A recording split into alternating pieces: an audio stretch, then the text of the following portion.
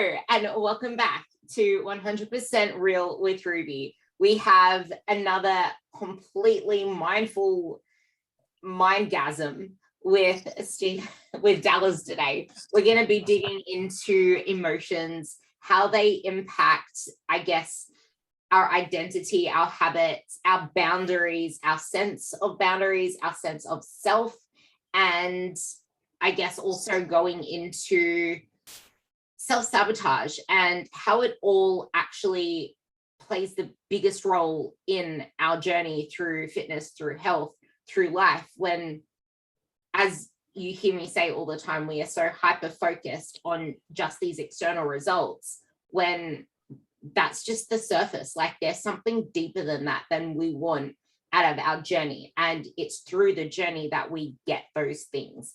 So Dallas, we already know how amazing he is at all of this stuff.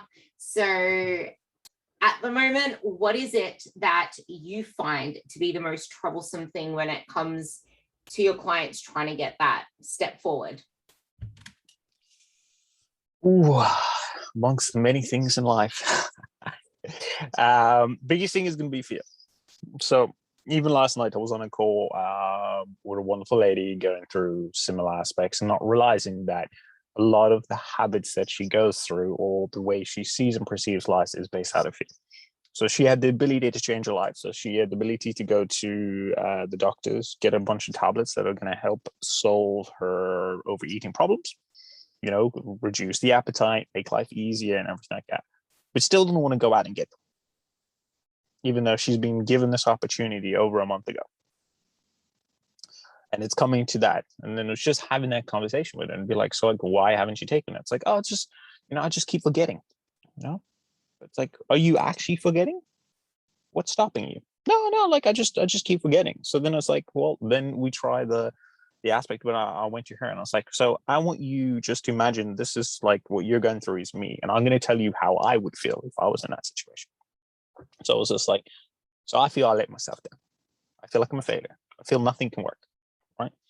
And that if I go and get these tablets, if I spend some time doing it, I'm going to feel less about myself. And the reason I'm going to feel less about myself is because I'm afraid that if I take these tablets and they don't work and I don't feel better and I don't get to the reason or stop the overeating and the thoughts in my head, I'm now even a bigger failure than I am. So at the moment, I feel like I'm a failure. But if I take those and it doesn't work, well, then that's the last resort, isn't it? That means I can't do anything. I can't change. I can't be better.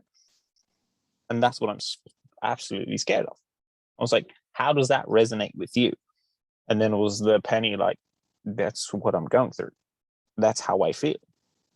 Because a lot of people have that. It's that fear stopping them from change because we tell ourselves that one story, which I know we touched on last time, but it's like that story on terms of how we deal with the world is going to now affect the behaviors. And that's the biggest thing. So it's like, if you want to look at it from an aspect of, we have a core belief and then we have assumptions based on those core beliefs. So if you look at it in terms of, say, one a core belief is, say, I'm weak.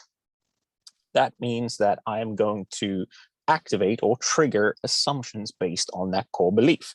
So those assumptions mean that I can't do my work, I can't do my daily life. When I stand up, sit down, my body's going to be frail. Everyone looks at me and thinks I'm going to break. So just because you're based your core understanding of yourself, you have an assumption that follows it.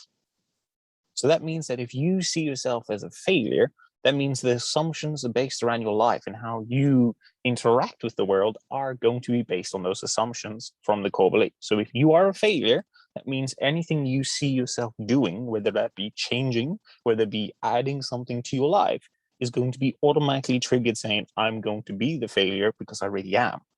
So it doesn't matter what you're trying to add to your life, because that story, that core belief is I'm a failure and I have fear of change, every other assumption you're about to go into is going to have a problem. And that's a big key thing.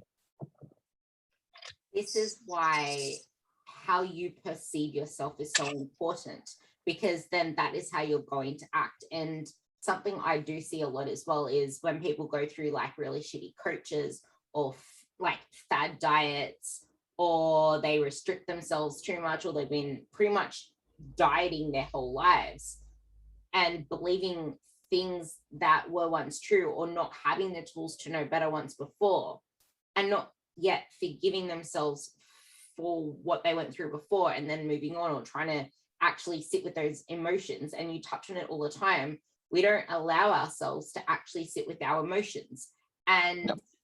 it's, instead of actually facing the emotions, you blunt them, you run to the gym, and that becomes your therapy, when the gym shouldn't really be therapy. It should be like self-care. You like run to different things to cover it up, and you can't spend time with yourself. And I even found a lot of times through lockdown, there are people that just can't spend time with themselves. They don't know who they are anymore, because that safe haven of the gym, or that safe haven of whatever it was they were escaping from spending time with themselves, isn't there anymore. And all of a sudden they're lost. They're self-sabotaging even more, because now they're having to actually face these emotions. And this is where we come into what we believe about emotions and how we handle these emotions, and emotional agility.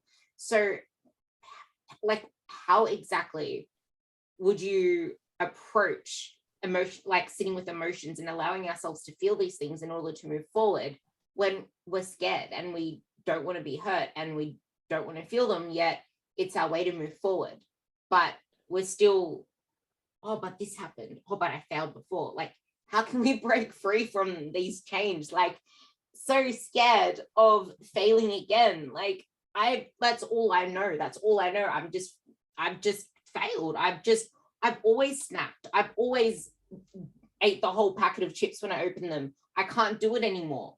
Like, what do you do about that? How can you get out of that trap? So it depends on the person, of course. It depends rule. But when it comes to those certain aspects, you can take it from a different aspect and say, like, right, okay, so the belief is that I always do something. So there's an assumption based on a belief. And assumptions are easier to change rather than a core belief. So core belief takes time. So if you want to think about it, if you think of yourself as a failure, it is going to take a while to change that. But the assumption based off that are easier to change, because you can quickly test it. So it's like, what is the evidence for this?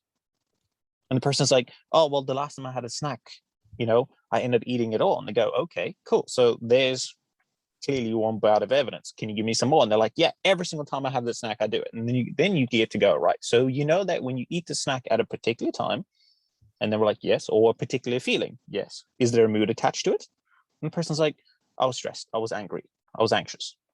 So you're like, cool. So when you're angry, stressed, anxious, or whatever other emotion you're currently feeling, you end up snacking. I'm like, right. And they're like, majority of the time, yes. And they go, then the next aspect is going, so if we change the environment, what ends up happening to that same thing? And they're like, I don't know. Because usually we stick to the same habits. We perpetrate the same thing over and over and over. So then we try, well, let's change the environment. So let's try and see if the cue changes it. So now you're still stressed. You don't have access to the same snacks. You don't have access to the fruits or whatever that may be. Now we get to see. So now we test it. And I'm like, I still felt anxious and I didn't know what to do with it. So I went out and got something. So we're like, okay, so it's not the environment that's the cause. It's that you're using something to stop what you're feeling. And then the person will get to the point of like, oh, yeah, I'm actually trying to do something to get rid of this feeling. So that's when you know when the person has realized that they're using something to stop, or the environment has created a cue. Now you can work through the sabotaging of the food or the snacking all the time. Because now you can go, right, now we can bring in mindfulness. How do you sit with that emotion? And it's trying to teach them then the mindfulness. So you can bring in like your breathing techniques, which works really wonderful, because the whole idea about that is you're trying to slow down the heart rate. So if a lot of people in a stress, anxious position, a deep breath out is slowing the heart rate. So if you want to think about it, a longer inhale speeds the heart rate up. So often when we're in an anxious position, we're always like, when we're stressed, we're essentially elevating our chest, we're elevating our shoulders, we take shorter breaths, and we're just driving up that heart rate. Now we automatically go, oh, look, heart rate, problem. Since I can feel more of a heart rate, I can feel my blood pressure building up. I'm like, no, that's a problem. But if we just go, right, okay, take a deep breath in, slow it out, we see the heart rate comes down. Now you can sit with a base level of stress, and then you start teaching them, right, cool, I want you to sit there, I want you to take a deep breath, and then I want you to actually open up a journal. And I want you to put your thoughts and your feelings and the emotions and the current environment you're in. And you're just going to sit with that. Then what you're going to do at the end of the day is you're going to review all the times that it happened, and you're going to actually tell me what happened and how you felt and how did you feel afterwards. So what you're trying to do is you're trying to get them to sit with the emotion, and then you're trying to get them to surf the wave back to shore. But you want them to then reflect on what occurred, because that reflection then allows you as a person to actually understand what occurred. Because a lot of us just go, I was stressed, it was work. Like, was it actually work that was the problem, or was it a specific trigger in work? Was it someone who questioned you as a person and then you felt your self-worth was questioned? Because it's not just work. Like, it's not just one massive stressor. And that's what we got to kind of learn to understand. What was the trigger? What got us there? And that's how you start teaching people how to deal with the stresses and actually figure out what the trigger is. Because once you know what the trigger is, you can attack the trigger. You can put things into place. And that's the trying to kind of build that process in. Other times it's just actually trying to teach people sit still, actually sit there. And they're like, yeah, but I'm going to be uncomfortable. You're going to be really uncomfortable. I can tell you that now. I'm like, I've slowed down on my study and I'm like, I have free time. And I'm sitting there going, I need to get back to doing something. And I'm like, no, sit there, deal with the uncomfortableness. It's like, you don't always have to fill the time, and actually sit there with your thoughts. And people don't like it because usually our brain, if we're not in a good position, is going to go to some very dark places. That's the beauty. It's the dark thoughts. They're just thoughts. They're not facts. They just bubble up and then they dissipate. And that's how you start learning to actually deal with the emotions, is when you sit there and you go, right, when that bad thought's coming, envision bubbles in the water, and you just watch it rise, it gets the surface, and it pops. And you start people noticing that it's like, as soon as you start seeing that like bubble analogy in your head, you can start seeing emotions. Okay, look, there's a bad thought I had. There's another bad thought I had. So once you can link the emotions to the food side or figure out your triggers and actually sit through some of that, it starts improving. But the key is you have to be willing to get uncomfortable, because if you're not going to get anywhere, because essentially what you're going to do is you're going to come up to the door, and you're going to come up to the door, and then you have the option of opening it and stepping through and changing. But you're going to have the fear, and then you're going to listen to the story, you're going to listen to the fear, you're going to get a spike in heart rate, and you're going to go, no, it's too scary. And then you step away. And that's the worst part. I think also a really big thing there is being okay to ask for a hand of support and help, because sometimes it can be really emotional. And if you don't want to reach out to like your partner or someone in the family, that's where you can get like the therapist or a coach or someone that is actually willing to sit there and listen through it, and sometimes just tell you it's okay and to question you further. And people, this is something I want you to touch on before I read something out. People are scared of what their potential is, because it's like, you actually have this chance to break this. You're scared to write gratitudes. You're scared to write in a diary. You don't want to write in a diary. You're telling yourself you don't write, you don't journal, you don't know how to do that stuff. When it's just that it's like your idea of it is something so much bigger than what it truly is. Like, it's literally just you getting your thoughts out onto paper and trying to sit with yourself. But because you've never done it before, of course it's going to be hard. Don't expect to write some novel story about what you went through the whole day when you're not used to writing, but we all start somewhere. And a big thing here to also note is, yes, you're going to keep doing that sabotaging behavior through this process, but it's okay, because we are in a data collection period. We are collecting data. We are observing thoughts. They're not good. They're not bad. They're bubbles rising to the surface. You can either get bogged down by the wave or surf the wave, or you can just paddle on your paddleboard for now, which is what we're doing. We're paddling the paddleboard.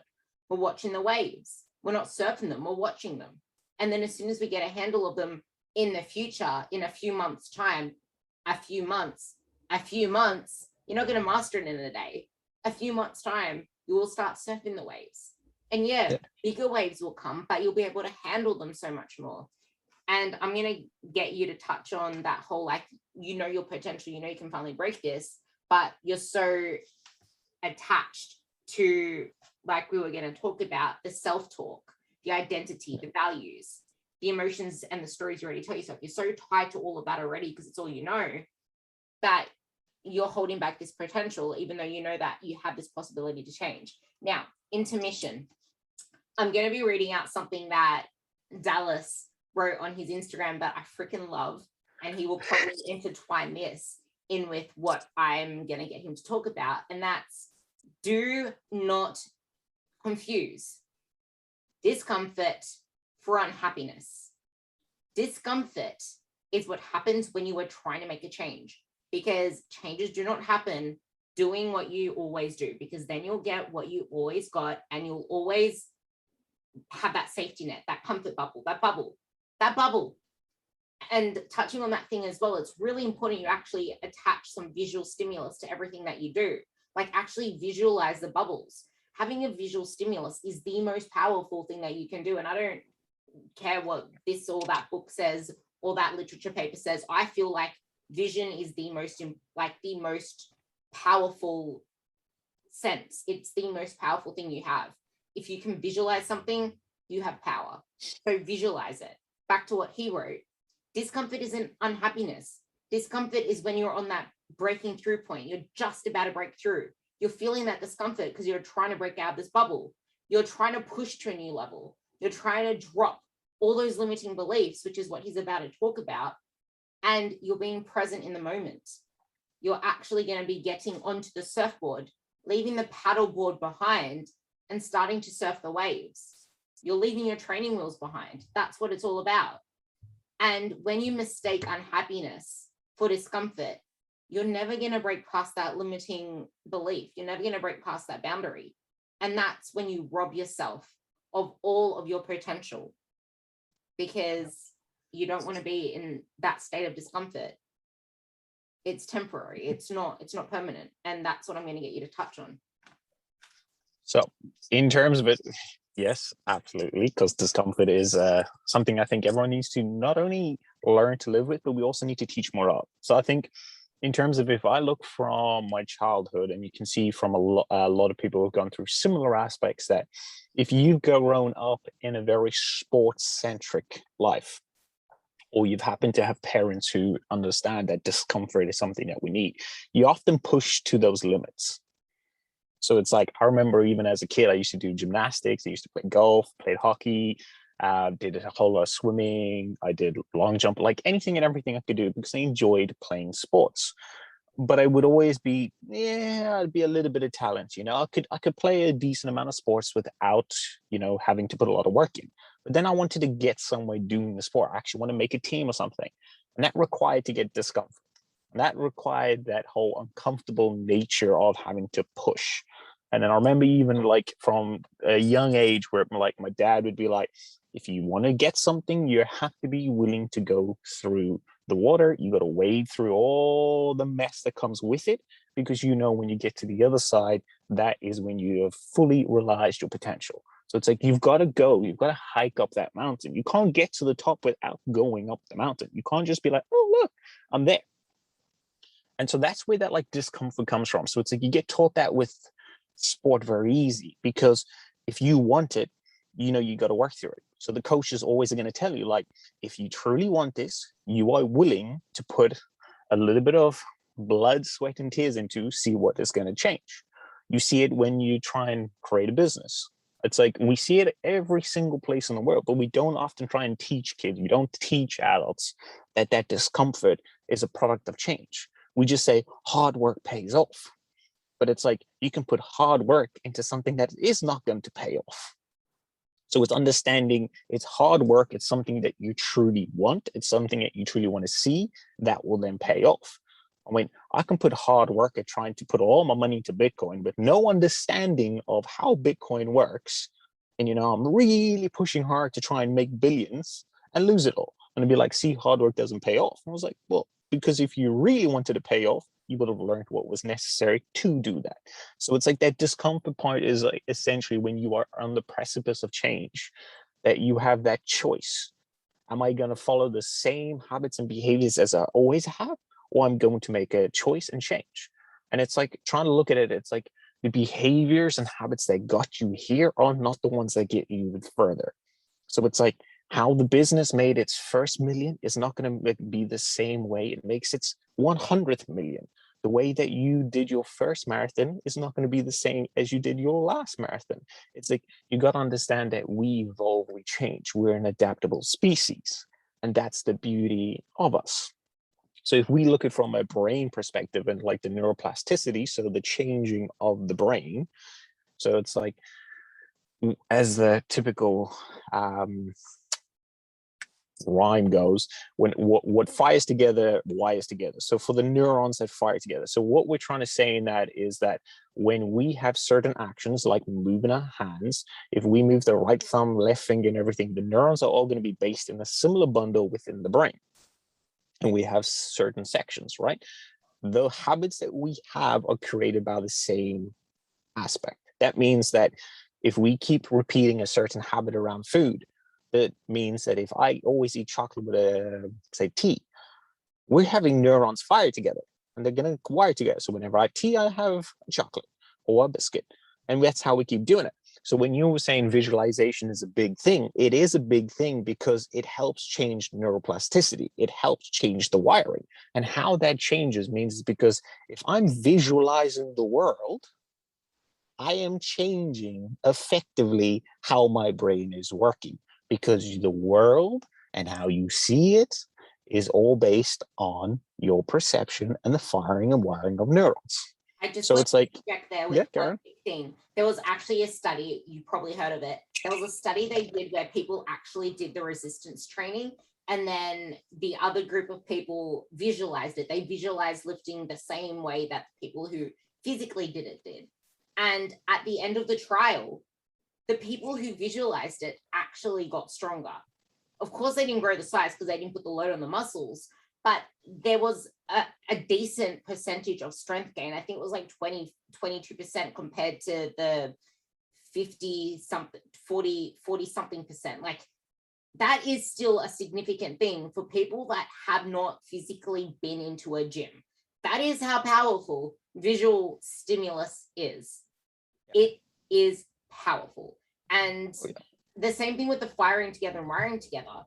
It's like you can even get stronger by just lifting with one arm, and your other arm will get stronger with that. It's like just doing, you don't have to do the whole lot, but just making that first actionable step, the next actionable step. That's all it takes.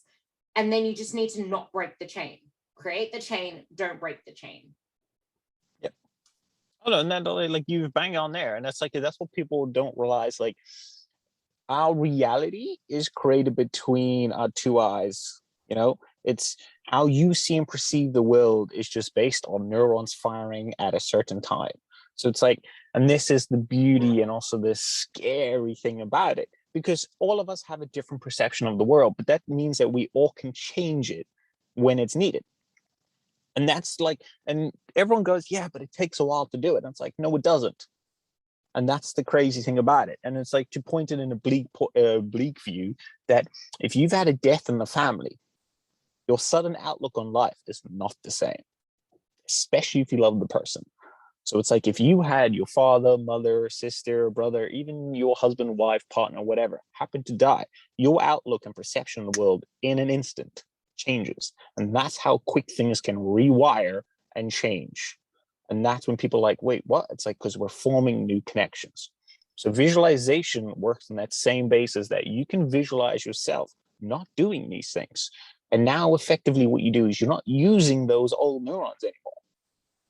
So those old neurons that you were like, oh yeah, every time I have tea and eat chocolate, don't get used, because you just visualize yourself having tea and coffee, and that's it. I went, you visualize the behavior, and now you go and cement the behavior by doing it. And people are like, wow, this is a lot simplistic than trying to pull it out of my diet. It's like, true. It's like, because you're already living what it needs to be done. You are creating the habits. You are being the very essence of what it is you want. It's like, that's why that fake it till you make it does, in a sense, work. I hate it, because I'm like, instead of faking it, just be the damn person. Be what you want to be. If you want to go be the person who runs 10 kilometers every morning, go and do it. Do the habits that require that to happen. And when you start taking that life where you go, right, I am the person, then runs 10 kilometers every morning, and the habits mean that I wake up at 5 o'clock in the morning. There you go. I have that habit already. And the person's like, but I've never woken up at 5. It's like, yeah, but you have it now, don't you? There's your alarm. Wake up, 5 o'clock, done. It's like you've just envisioned it in your head that you're going to wake up at 5 o'clock on a Monday. Then you envision it again on Tuesday, then Wednesday, Thursday. And it was like, then you start noticing that you don't have to force these habits because you visualized it and now you're implementing. So now you can use the visualization implementation on how to get past quite a bit of things. It's the same way when people say, if you manifest things into your life, how does that work? You're visualizing it. Because you're in a frame of mind where you can see things. So if you want to put it this way, if anyone's listening to this at the moment while they're driving, take a look around you and pick one car, or whatever make it is, right? And notice how many times you'll be able to see that make today. It's going to be over about 6-7 times. And the reason is because now, because you've seen it, your brain is more aware of it. Because of aware, it looks for it. And that's how manifestation works. So it's like, I'm manifesting that I'm going to have a better life. So that means now you're looking for things that to you mean a better life. And you're going to keep attracting shit people to you if you remain in the same self-sabotaging mindset. It's like when people have that in their growing up, and then they find themselves attracting partners that are narcissists and all this other stuff. It's like, you don't believe in yourself, so you're trying to get someone that you feel like you can help, but in turns they're making you feel kind of like that. But I guess the question to you then is, this all seems cool and dandy, cool, wake up at 5, but hey, never woke up at 5 before, but I am the person that does it. Okay, I get into the habit a couple of days, but then I stop doing it and it becomes too hard for me. And now I want to get into that inner dialogue and that critical inner voice, and where that also plays a role, because all of that like super glues my theme of consistency to everything, and consistency of the simple basic stuff, but consistency of the whole fake it till you make it. It's not just do it a few days and then like you're detaching yourself from all that you just created within a few days. But that happens all the time. Like people start getting into a habit and then all of a sudden it's too hard, it's difficult, they can't wake up to their alarm anymore, they can't do this. Welcome to stories. The biggest thing in that is also trying to recognize what changed. And a lot of people don't want to sit with that thought because a lot changes very quickly and something moves us off the scale. So for instance, like I've got at the moment, my right glute refuses to fire quick enough when I'm running. So my hip flexor takes over. So I can take that as a point of going, right, all my running now is screwed. I can't do anything, right? So I can let the first negative thoughts about myself and my self-worth and how I feel completely ruin everything I created. Or I can go, right, this is a momentary setback. It gives me an opportunity to reframe what's occurring. So that reframe for me was, okay, so I realized that my glute's firing a little bit slower and I need to truly actually activate it more when I'm running. So that gives me time to slow down, learn how to improve the body, work on mobility, but that also gives me other time to do other things to see improvement. How do you how do you reframe? What's the importance of reframe? Because that's the thing. Like, it's sometimes nothing actually changes. It's just that you never actually dug deeper into things before. And as soon as you said that, I'm like, yeah, but nothing usually changes. It's the fact that we just band-aided something before to try and mope over it. We created a chain, but then we broke it because the root issue was never addressed back then, or it was addressed, but then it came up again. And then we went back into our old habit of, no, I'm going to ignore this because it hurt the last time I went through it. I'm not going to go through it again to deal with it. So it's like, how do you break through that? Like, how do you reframe that when it's just this recurring sabotage? The recurring sabotage usually will come down to not only about how you see and perceive yourself, so your self-worth, in terms of like, you don't believe you're worthy enough for things, which is always going to be one of the biggest things. Aiming to be perfectionists, that's going to be a massive thing. So if you're always aiming to be perfectionist, it will always lead you to self-sabotage in some way, because things are never, ever perfect, and you can never be perfect. Another aspect of self-sabotage also comes down into in terms of how you've been parented. So when it comes down into the parenting as well, like you will notice that you'll see how you've grown up with your parents in terms of, have they given you the love and affection you need, which is annoying because sometimes we don't get it. And because of that, we feel like, all right, when we're doing something, we end up pulling away because we weren't given that, like, you can keep doing it. So when we struggle and we go like, oh, things are going well, there's no one looking around, there's no one to cheer me on. It's like, okay, well, then what's the point of me doing it? And we see that happen often. It's like, you're your own cheerleader. It's like, you should champion your cause. It's like, just because your father, your mother, or anyone around you is not there to say, yes, you did well, doesn't mean you have to automatically stop. So that's one. And then obviously it's the boundaries of aspects. So in terms of how do you have a boundary of what you do? And we can talk about boundaries every day and all day because there are many ways of looking at it. And boundaries, yeah, people don't have boundaries in today's world. Everyone grows up thinking that moms and dads' problems are my problems, or you've had addictions in the family and now you take care of it. Then you have a relationship where you can share anything and everything, or you have a boundary, or in terms of like a very soft boundary where someone can walk over you. It's like, that's not how things are. Everyone goes, yeah, but boundaries are bad. It's like, no, boundaries save you. Boundaries allow you to have a life. Boundaries keep you going. Boundaries let you be you. And that's how it's trying to look at it and conceptualize it. Everyone's like, yeah, I'm going to feel guilty when I have a boundary. It's like, well, you should feel guilty about it. It means you care for yourself. It means you care of the outcome that's about to occur. It's like, if you didn't feel guilty, then the question is like, that's not a boundary then, because you're realizing that you have to put a wall up to ensure that your sanity is looked after. So it's like, if someone keeps interrupting you, if someone, say, for instance, in a relationship keeps touching on the fact that you've put on some weight, a boundary needs to be set and going like, hey, I don't like the way you look at me and talk about me, about my weight. The person's like, yeah, but like, I'm only messing. It's like, it doesn't matter if you're messing, you're joking, I don't care. This is my body. This is how I feel. You've set the boundary. Now you need to reinforce the boundary. So that means that if a person says it again, you call them out straight away. You don't go, oh, it's okay, they made it one, because now you've created a soft boundary. So it means that it's never going to be there anymore. So you have to call it out. And another key aspect of that boundary is knowing that you don't need to explain yourself when you're creating a boundary, because it's for you and only you. It's like, so everyone's like, so when they try to create a boundary, so for instance, say with your partner who kind of belittles you about your weight, and they're like, hey, so I don't like the way you look at me or talk about my weight. Can you please stop that? And the person be like, why? It's like, well, I'm just not feeling great about it. And yeah, please just stop. So it's like, you're not explaining anything. You're not giving them. And then they'll go like, yeah, but like, this is different from usual. And it's like, how you actually answer that is, can you please stop actually belittling my weight? Person will be like, why? And it's like, because I actually don't feel great whenever you do it. So I'll prefer if you stop doing it. Well, that's a change. Yes, that is a change. Yeah, And that's it. Yeah. It's like, and the person's like, but you're cutting them off. And I was like, yes, you are, because you are putting a firm boundary on that's what needs to be happening. That's how you need to work. Because people go like, but then we can't survive. We can't communicate. It's like, yes, you can.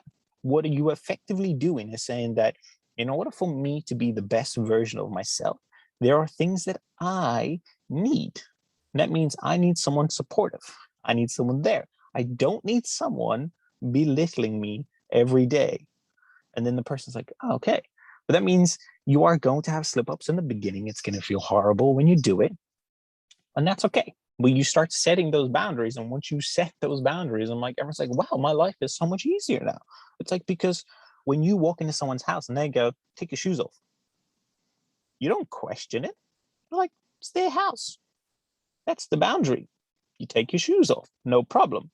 But we can do it with the house and the shoes. But when it comes to us and our emotional states, us and our personal states, and us and our self-worth, we will let anyone walk through our heads, trample, stamp, do whatever they want. And then we go, no wonder why we end up having self-worth problems. Because you allow anyone. That's crazy. How you allow one person to treat you is how you're going to set the tone for everyone else. And the thing is, like you mentioned it before, like you have to let yourself feel those emotions, and at the same time, what's the worst that can happen? If they won't accept that boundary, what's the worst that can happen? You're losing a toxic part of your life. But so many people, I can think of so many examples of this, and that just like, whoa. Whew. So many people tie their worth to a relationship with someone, or think that they'll have no one else, or they'll be left alone if they break some certain ties. They're worried that they won't find anyone else, that they can't do anything without that person. So they keep a dysfunctional relationship, whether it's a friendship, a romantic relationship, whatever it is, because there's going to be setbacks from that, but that's all you're focusing on. And I don't even know where you want to start with that one, but everything seriously comes down to, you know, the self, like belief in yourself. What are you valuing? Values are really important, because are you going to value, like, what do you value more? The relationship, or is there something deeper that you're valuing? Like, what is that value? Because you can't be valuing something that is making you feel like shit. Who values something that makes you feel like shit? No one. There is something deeper there that you are valuing. Is it you're valuing your self-worth and this person is giving it to you? Or is it that you're valuing security and this person is giving it to you? But now now we're going to transition into this big theme that I freaking love. Values. Values, qualities, and resources. They are different things, because it's like you think you value this person, but it's something deeper. It's that stability. But you don't feel this stability or this security is something you have. It's not a quality that you have, but you know that it's a resource that you need. So I'll let you take this one away. I know we were talking before with confidence in that sense. So let's take a look at it. A lot of people say, I'm not confident. I don't have confidence. It's really hard to be confident. I don't see how people can be confident. It's like, right, let's take a step back and realize that confidence is something you build. It's something that you can work on. And everyone's like, no, it's something you have or don't. No, it's not black and white. There's no dictamus view here. It's you build confidence. You build confidence for showing up for yourself. You build confidence for trusting yourself and believing yourself and living the life that you want to live. And that's the biggest thing. It's like, you want to get confidence? I went, quickest way is go and stand in the middle of a market, bollock naked. I'm like, you're going to be so quickly hit with endorphins, stress, and everything there. And everyone's like, oh. But the longer and longer you're standing there, the more and more confidence starts to build. Because confidence is there usually to get you to do things. Confidence is there to push you out of boundaries. It's like, I can go run a marathon. It's like, but you've never run a marathon before. It's like, no, but I'm confident that if I can slow the pace slow enough, I'll complete it. And that's the confidence. It's the internal belief that you've built up about yourself, that no matter the obstacle in front of you, you will find a way.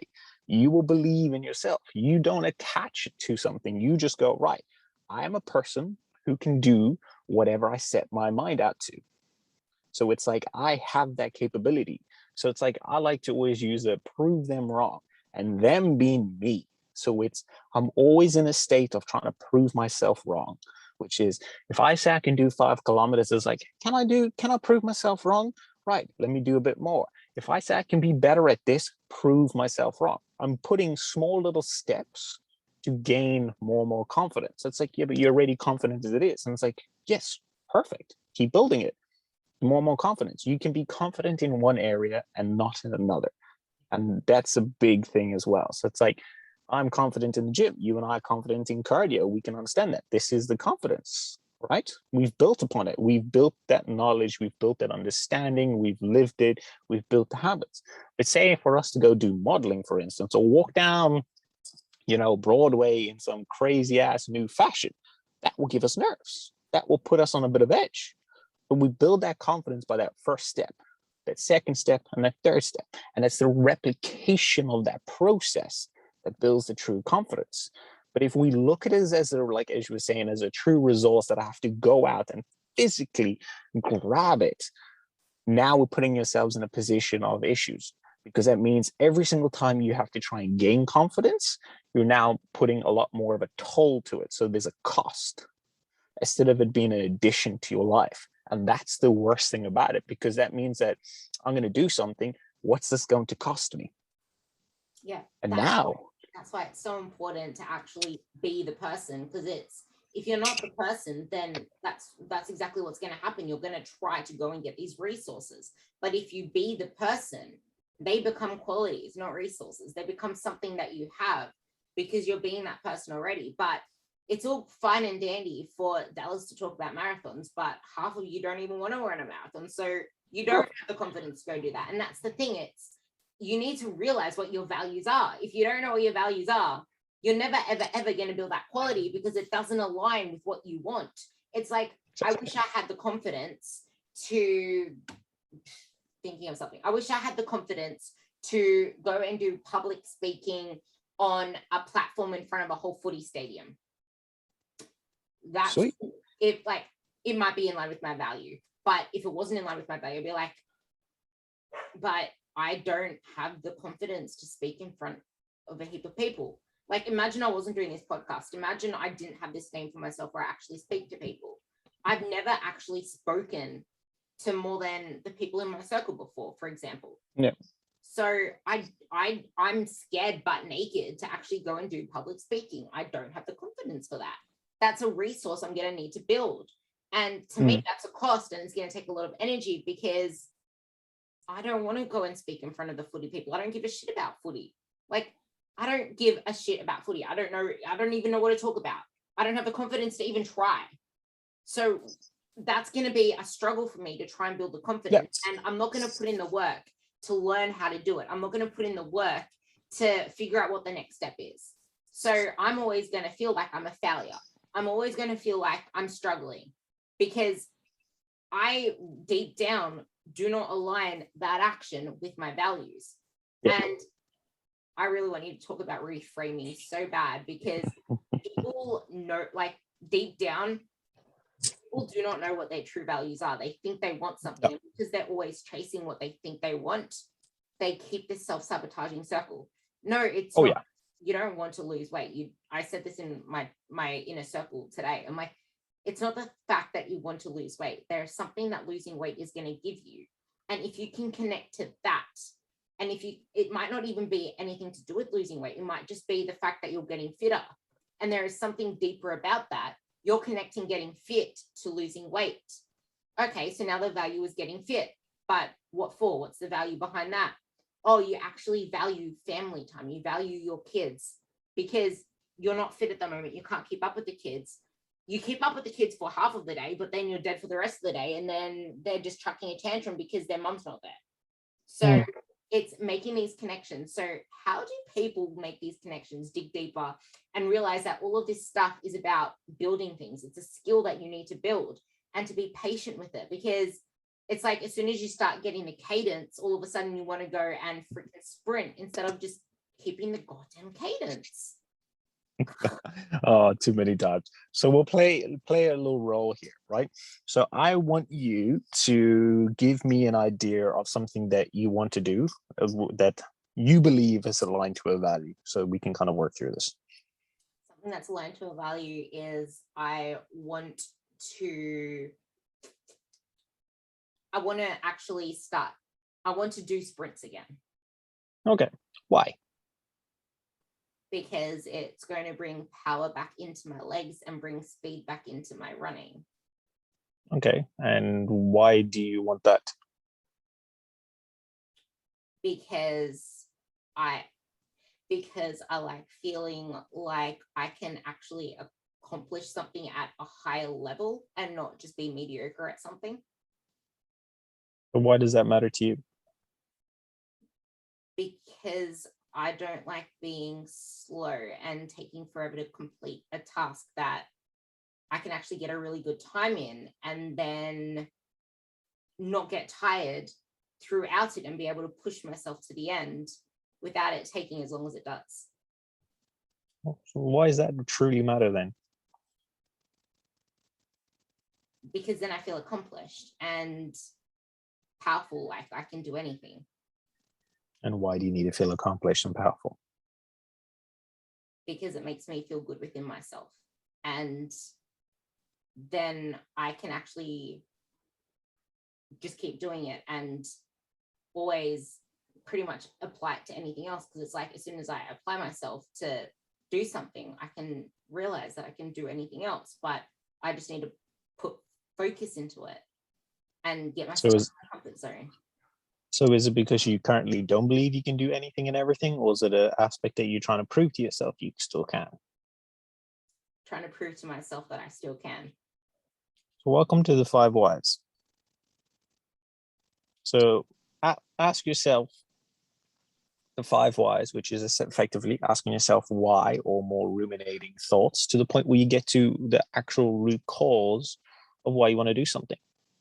Yours is basically trying to prove yourself, because you've had in a position where, whether there have been times you've let yourself down, you've let habits go, and you're like, okay, cool, you know, like I need to reprove myself. But you don't need to prove anything. You have the worth, you have the capability, you're already all that you need. But we go through these ways of life trying to set things up to give us challenges, to give us obstacles that we can prove wrong. For instance, prove them wrong is proving my own self wrong, making sure that I'm still better in each day. Where does it fundamentally come from? It's meaning that because at some point in our life, we didn't put enough work into something and we successfully failed at it, knowing we could have put more work into it, knowing we could have been better. So we tell the story that I'm doing sprints, I'm doing a marathon, I'm going to lose weight, I'm going to whatever it may be, to prove to myself that I can do it. Knowing deep down we already can do it, but because we had one blip in the road, we are going to forever tell ourselves the story of, I need to prove everybody wrong. I need to prove I can still run because it gives me accomplishment. It doesn't, you don't accomplish anything. And everyone's like, yeah, but like I've completed this. It's like, you already have that ability. You have the talent, you have the capability there already. But it's because the story or whatever has occurred, you've now written and created it to stem everything from it. So that means the value of fitness comes because I did something that I couldn't do earlier.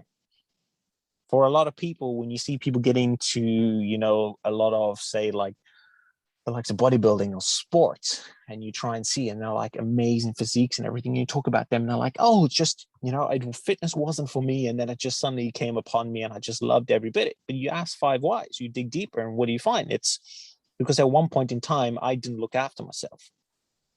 I didn't like the way I looked. So by me going into fitness, I changed my self-worth. I created a stats. I created values based off that thing. And that's the key to understand, that is, values change from time to time. Values can change from day to day.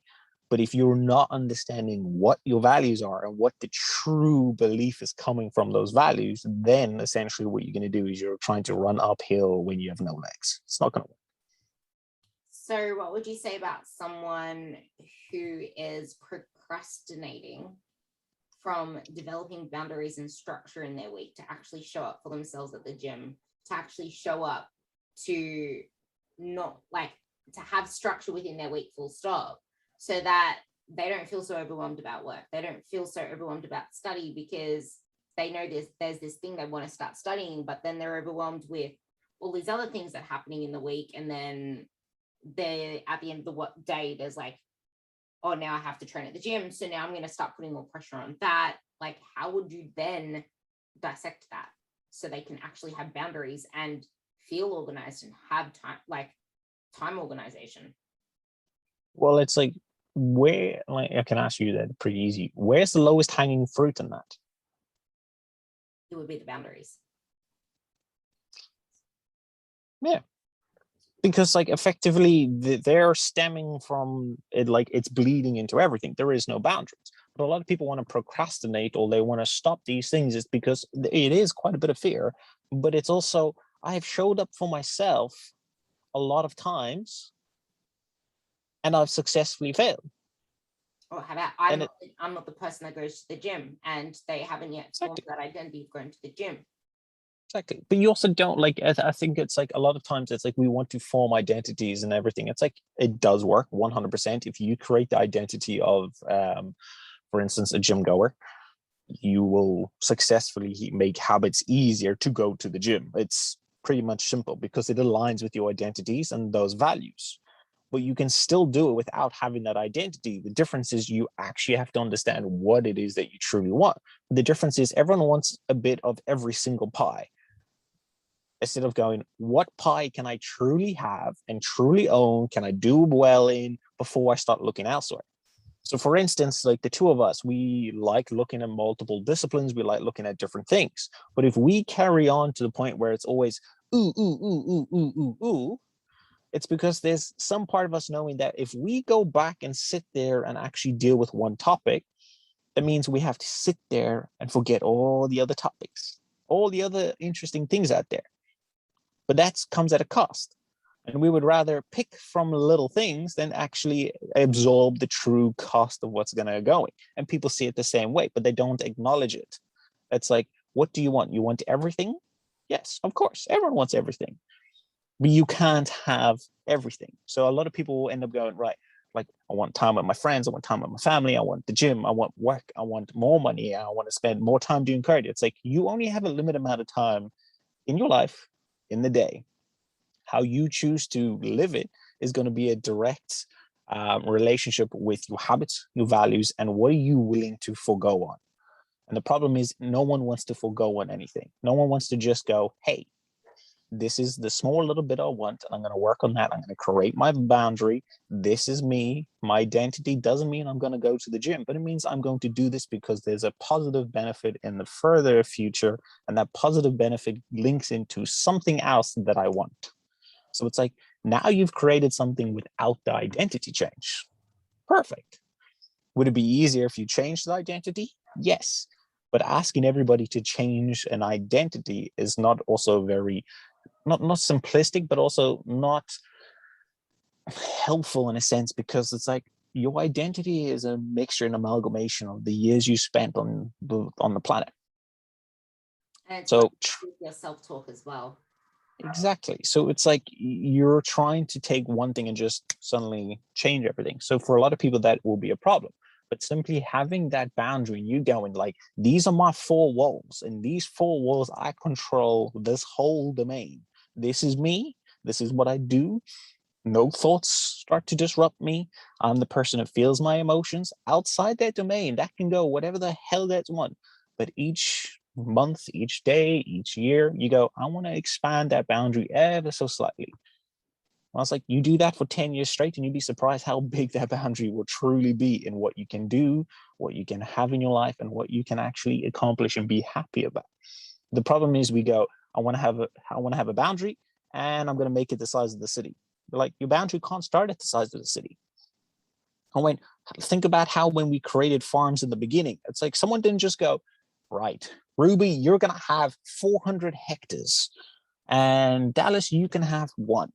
No, it was divvied up for how many people. Everyone got similar amounts. They were jagged little borders. They weren't straight because it was resembling what life was. There was things in the way. There was rocks in the way. There was trees in the way. Every boundary was a little bit wobbly. And that's how we end up creating it. It's not going to be perfect. There's going to be a little bit of wobbliness. And as time goes on, what did the people do? They increased the boundaries. They didn't just go, let's make this as massive as possible. That cost though, because it's like, yeah, you want to have these boundaries, but at the same time you want to have everything all at once, but that cost is so big for so many people. It's like, yeah, I want to have this particular topic, but I want to have all these other topics in life, all these other areas in life. How do you, I want to really hone in on the reframing, but how do you get them to make that change to then take the cost to then get what they truly want? The easiest way I find, and I know you can like talk to quite a lot of people and they always have a different way of doing this, is your main aim should be trying to reduce resistance, not change.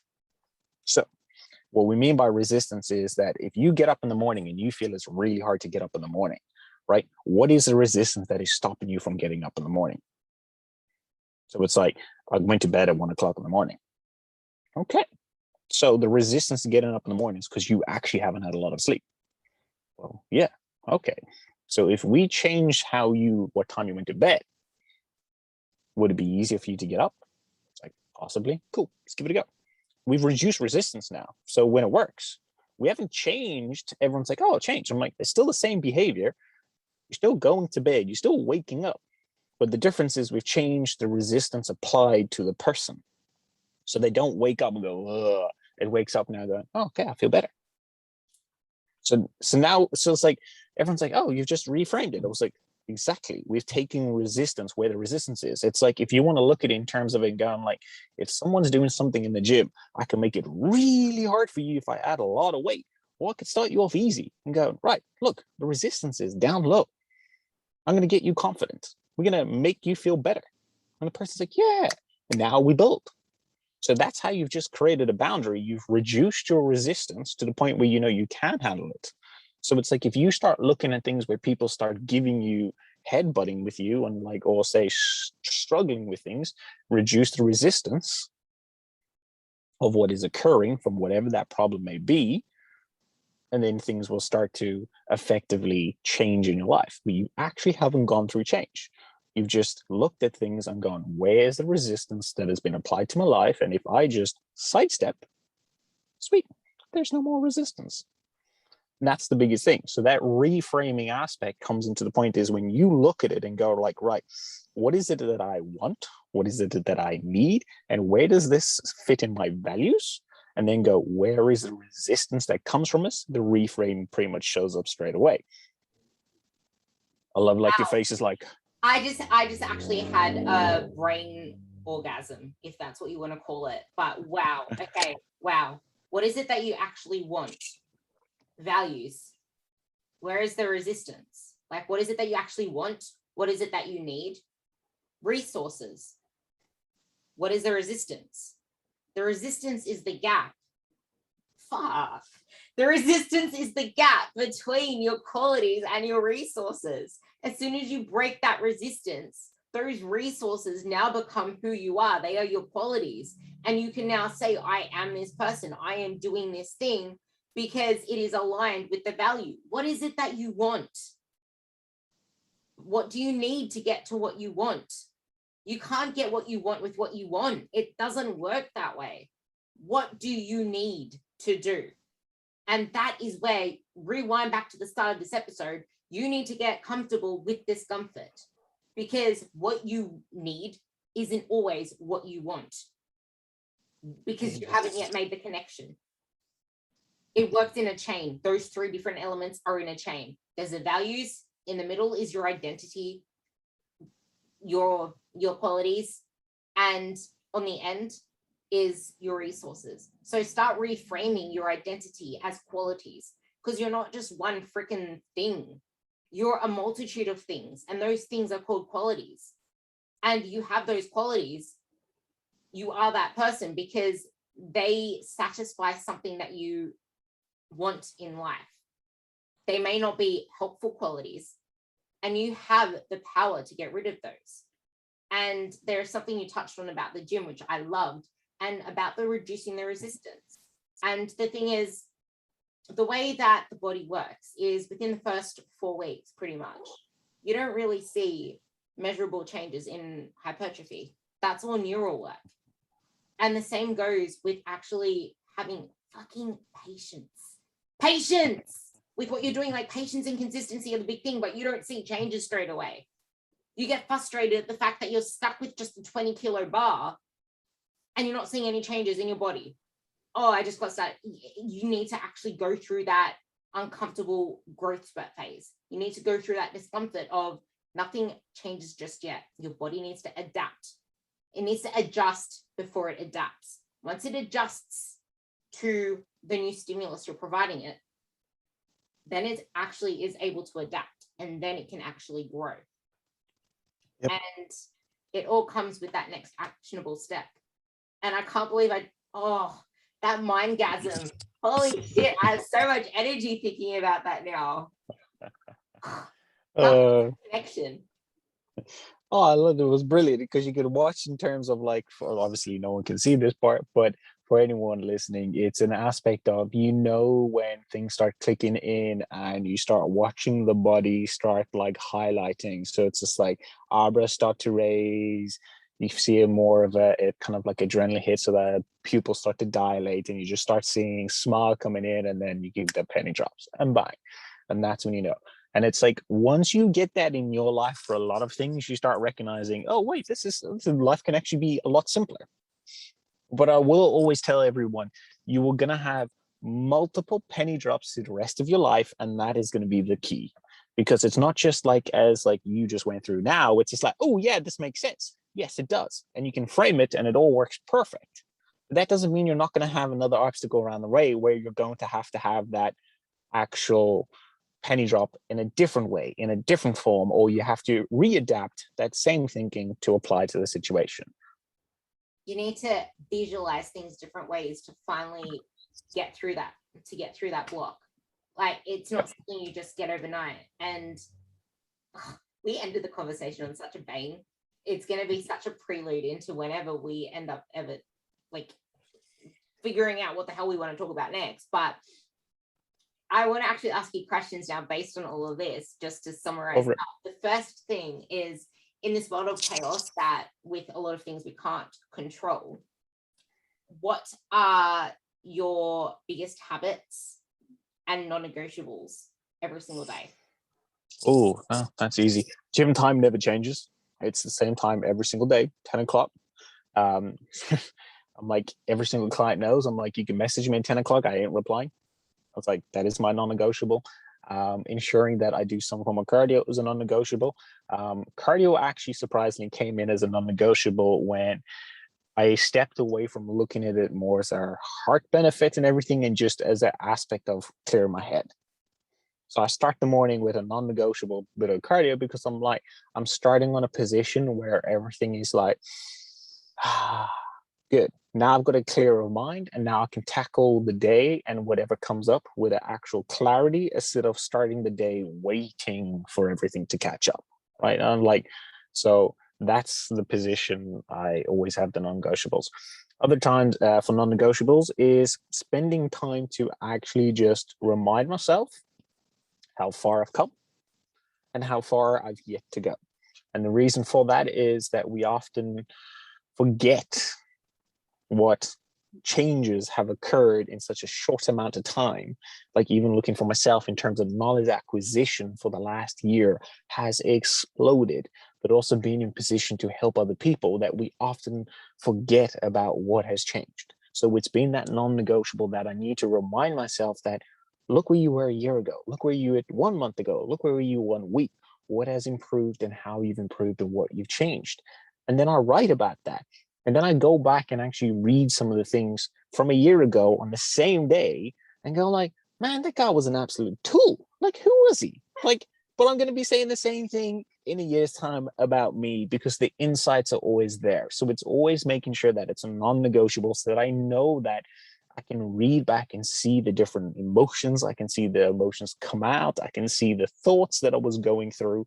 And that gives me always a aspect to remind myself that I'm always there for myself. So those are pretty much my 3 non-negotiables. It's true, because you are really only there for yourself. And I just have to say, when you said the cardio thing, it was never a non-negotiable until you reframed how you perceive it. And the same goes for the gym. If you're perceiving it as something you have to do to get this surface level goal, instead of something you get to do, something you get to enjoy to improve all these other qualities of you that align to your values, then it's going to be something that you just enjoy. Like, I freaking love lifting. I love lifting more than anything. And that's why I'm lifting 5 days a week now, not 3, because it makes me feel good. It makes me feel strong. And surface level goals, I actually am seeing my muscles start to grow again now, versus when I was just doing more running than lifting. Now I'm doing medium running and more lifting, and I'm seeing the results, which makes me feel confident within my body, makes me feel confident within my selfies, and confident aligns with validation from myself, and that aligns with my values. Last question, what's your favorite word? What's my favorite? What's my favorite Wad. word? Wad. What? Oof. Fuck. Jeez, that's a very good one. Oh, ha, ha, ha. It would be alternating snatches, so dumbbell snatches, because my barbell snatches is a little bit worse for wear. So alternating snatches into a med ball slam into sprints. So you do 7 snatches on each side, you do 15 med ball slams, and you do a 500-meter sprint. And you do that as many times as you can in a 30-minute time cap. My favorite WOD, if you ever want to try it, my favorite WOD that I've ever done is 6 devil's presses. So into the pyramid of from 21 down to 3, and you go down. You go down in, I think you go down in 3s from 21 down to 3 on the Airdyne bike of calories. Oh, nasty. And then you set that with the wall ball. Ew. And you do it until you get from 21 to 3 on the Airdyne. That was my favorite. nah. I like, it's so funny because at times like I always like looking going, all right, like where's the push, type it. I had a workout, I think it was about a month ago with one of the guys. He's a Swedish weightlifter, national weightlifter. So like the dude is insane when it comes to his cardiac output. So I was like, you could rate the workout, right? So we had to do it for an hour workout. And we started off on a rower, so it was like tandem. So it'll be 1,000 meters rowed between with the two of us, and so we went 100 meters off.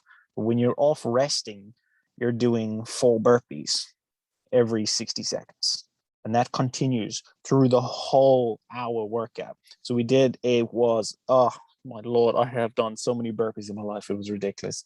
And then once we get to round 3, we have 10 devil presses. We have 20 snatches into, what was it? Oh yeah, into 12 wall balls. That was round 2 with every minute. Yeah, it starts going crazy. And by the time at the end of it, like I was lying on the ground and he was just like, I'm ready for round 2. And I was like, no, I am gone. That's the day I was literally looking up at the roof at the gym and I was like, I think I'm dying here. It really feels like I don't know what my body was numb. I was there and I was like, right, there is different levels to WODs. I'm like, I'm happy sticking with my sprints. Wow. The very last WOD I did before I stopped doing WODs and just got into just the bodybuilding stuff, it was a really hard one. It was, you had to do barbell thrusters. And it was just 6 barbell thrusters. But then you had to do a sled push, sled pull, sled push, sled pull, and then starting at 10 burpees, you had to go all the way up to 20. So it was 10 rounds, so 10 to 20. Wait, 11 rounds because it was inclusive. 10 to 20 burpees in between each one, and then you had to do dumbbell bent over row. So you had all elements of the conditioning, the pull, the push, and the burpees. So that was the last one I've ever done. Like it took freaking like 40 minutes. Yeah, I definitely would stop on that one. Talking about thrusters, I was doing a clean and jerk yesterday, practicing, and ended up chipping my tooth. Oh. It was so funny because I was like, be aggressive, and I went, what? Didn't move my head back and went bang, like bottom tooth went. And I was like, I was there with one of my mates and everything. He's like, you okay? And I'm like, uh-huh. And then like spat out. And he was like, was it you? I was like, yeah. He was like, ouch. I'm like, mm-hmm. So at least I got that repaired last night. But like, yeah, I was like, thank you, freaking thrusters and clean and jerks. Like, but yeah, beauty. They're funny. Yeah, I'm over WODs now. But yeah, so